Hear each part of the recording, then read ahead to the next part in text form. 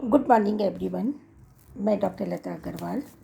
आज हम ME previous के पेपर 2 20th सेंचुरी वर्ल्ड के विषय नाज़िज़्म के बारे में अध्ययन कर रहे हैं।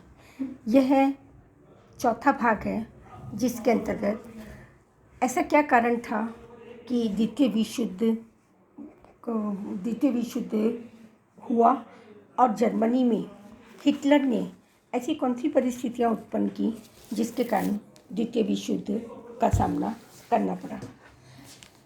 We knows already about the Hitler program, anti semitism, anti Bolshevism and anti capitalism. यहूदियों का विरोध करना, बोल्शेविकों का विरोध करना और पूंजीवाद का विरोध करना, ये उसके मुख्य कार्यक्रम थे। हिटलर का मूल उद्देश्य एक व्यक्ति के शासन का समर्थन करना। यहूदियों का उसने इतना घोर विरोध किया कि उसकी धारणा थी कि वह सफल गणतंत्र होगा जब एक भी यहूदी नहीं बचेगा।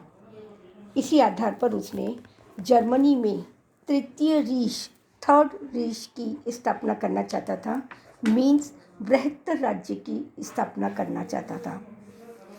हमने पूर्व के भाग में पढ़ा कि उसने 6 नवंबर 1937 को रोम, बर्लिन, टोक्यो दूरी करने के बाद वह और भी ज़्यादा उग्र हो गया और हिटलर ने अपनी आक्रामक युद्ध नीति के माध्यम से 11 मार्च 1938 को ऑस्ट्रिया के डॉक्टर शुशनिक को चेतावनी दी, या तो वह त्यागपत्र दे दे और अन्यथा युद्ध का सामना करने के लिए तैयार हो जाए। वह इक्वाड को प्रधानमंत्री बनाना चाहता था। हिटलर की यह मांग स्वीकार कर ली गई और नाजीवादी नेता इक्वाड को ऑस्ट्रिया का प्रधानमंत्री बना दिया गया। यह हिटलर की पहली सफलता थी। 11 मार्च 1938 की रात्रि को जर्मन की सेनाएं ऑस्ट्रिया में प्रवेश कर दिया और ऑस्ट्रिया पर अधिकार कर लिया और 14 मार्च 1938 को हिटलर की राजधानी वियना में हिटलर ने एक विजेता के रूप में प्रवेश किया। इसी प्रकार हिटलर ने चेकोस्लोवाकिया का म्यूनिख समझौते के माध्यम से 29 सितंबर 1938 को अंग भंग कर दिया। फिर भी हिटलर और आक्रामक होता गया। उसने 21 मार्च 1939 को लिथुनिया से मांग की कि मेबल का प्रदेश जर्मनी को सौंप दें, अन्यथा युद्ध के लिए तैयार हो जाए। लिथुआनिया को यह मांग स्वीकार करनी पड़ी और 22 मार्च 1939 को लिथुआनिया का भाग मेबल जर्मनी में सम्मिलित कर लिया गया। इसी प्रकार अपनी बढ़ती हुई आक्रामक नीति के अंतर्गत हिटलर ने 23 अगस्त 1939 को रूस से समझौता कर लिया और बढ़ते हुए सफलता के कारण हिटलर ने 1 सितंबर 1939 को पोलैंड को अधिकृत करने के लिए उस पर आक्रमण कर दिया और 3 सितंबर 1939 को इंग्लैंड तथा फ्रांस ने भी जर्मनी के विरुद्ध युद्ध की घोषणा कर दी और पोलैंड को संरक्षण प्रदान किया। इस प्रकार हिटलर के बढ़ते हुए प्रभाव ने द्वितीय विश्व युद्ध की पृष्ठभूमि तैयार की। हिटलर के आक्रमण के बाद में धीरे धीरे यूरोप के और विश्व के सभी राज्य इस युद्ध में प्रवेश कर गए। 10 जून 1940 को इटली ने फ्रांस तथा ब्रिटेन के विरुद्ध युद्ध की घोषणा कर दी। 10 मई 1940 को हिटलर ने फ्रांस पर आक्रमण कर 23 मई तक जर्मन सेनाएं इंग्लिश चैनल के तट तक पहुंच गई और बोलोन तथा कैले पर भी जर्मन सेना ने अपना अधिकार कर लिया। 24 दिनों में ही जर्मन सेनाओं ने हॉलैंड, बेल्जियम, लग्जमबर्ग को जीत लिया और 5 जून को जर्मन सेनाओं ने फ्रांस पर आक्रमण कर दिया। 10 जून को फ्रांस की सरकार पेरिस छोड़कर टूलो पहुंच गई। 10 मई 1940 को चैम्बरलेन सरकार का इंग्लैंड में पतन हो गया। 18 जून 1940 को जर्मनी ने इंग्लैंड पर भीषण हवाई हमला कर दिया और अगस्त 1940 में जर्मनी ने 1000 से भी अधिक विमान भेजकर ब्रिटेन के औद्योगिक नगरों पर बम गिराए। 5 महीने तक बम गिराने के बाद उसे सफलता नहीं मिली।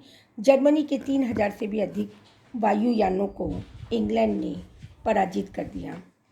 22 जून 1941 को जर्मनी ने रूस पर आक्रमण किया। इटली, फिनलैंड आदि ने भी रूस के विरुद्ध युद्ध की घोषणा कर दी। 20 सितंबर 1941 को रूस के प्रदेश कीव पर जर्मनी का अधिकार हो गया। 7 दिसंबर 1941 को जापान ने बिना युद्ध घोषणा किए ही अमेरिका के पर्ल हार्बर नामक बंदरगाह पर अचानक आक्रमण कर देने से अमेरिका भी इस युद्ध में सम्मिलित हो गया। परिणामतः 8 दिसंबर 1941 को अमेरिका के जापान के विरुद्ध युद्ध की घोषणा कर दी गई और 11 दिसंबर 1941 को जर्मनी तथा इटली ने भी अमेरिका के विरुद्ध युद्ध की घोषणा कर दी। मई 1943 में मित्र राष्ट्रों की सेनाओं ने धुरी राष्ट्र की सेनाओं, धुरी राष्ट्र का से तात्पर्य है जर्मनी, इटली और जापान की सेनाओं को पराजित करके ट्यूनीशिया पर अधिकार कर लिया।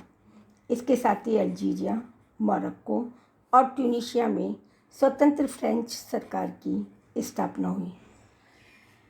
फ्रांस, ब्रिटेन और रूस के साथ अमेरिका के सामूहिक प्रयासों के परिणाम स्वरूप 10 जुलाई 1943 को इटली ने आत्मसमर्पण कर दिया और 25 जुलाई को सम्राट ने मुसोलिनी को अपदस्थ करके बंदी बना लिया। 8 सितंबर 1943 को ब्रिटेन के समक्ष इटली की सेना ने आत्मसमर्पण कर दिया। 4 जून 1944 को मित्र राष्ट्रों ने रोम पर अधिकार कर लिया और 2 मई 1945 को इटली की भूमि पर शेष जर्मन सैनिकों ने हथियार डाल दिए। फ्रांस में जून 1944 को जर्मनी की पराजय हुई और 26 जून को जर्मन की सेनाओं ने चरबर्ग में आत्मसमर्पण कर दिया। 25 अगस्त को सेनापति ने आत्मसमर्पण कर दिया और 3 सितंबर 1944 को मित्र राष्ट्र की सेनाओं ने ब्रुसेल्स पर अधिकार कर लिया, जिससे जर्मनी, इटली और जापान पर एडवर्स इफेक्ट पड़ा और धीरे धीरे अन्य यूरोपीय राष्ट्रों को भी मुक्त कर दिया गया। अंततोगत्वा 8 मार्च 1945 को 2000 अमेरिकी बम वर्षकों ने बर्लिन पर भयंकर बम वर्षा की और 2 मई को बर्लिन का पतन हो गया और 7 मई 1945 को बिना किसी शर्त के जर्मनी ने आत्मसमर्पण कर लिया। दूसरी ओर 30 अप्रैल 1945 को हिटलर ने आत्महत्या कर ली। 4 मई 1945 को जापान ने भी समर्पण कर दिया। 6 अगस्त 1945 को अमेरिका ने जापान के बढ़ते प्रभाव को कम करने के लिए हिरोशिमा नगर पर और 9 अगस्त को नागासाकी पर परमाणु बम गिराए। जापान असहाय हो गया। जनधन की हानि को देख करके उसने 14 अगस्त को बिना किसी शर्त के आत्मसमर्पण कर दिया। इस प्रकार रोम, बर्लिन, टोक्यो, धुरी या तीनों का आपस में जो भी संबंध था वह बिखर गया और द्वितीय विश्व युद्ध समाप्ति की घोषणा कर दी गई। 24 अक्टूबर 1945 को यूएनओ की स्थापना के बाद ही विश्व में शांति स्थापित हो सकी। धन्यवाद।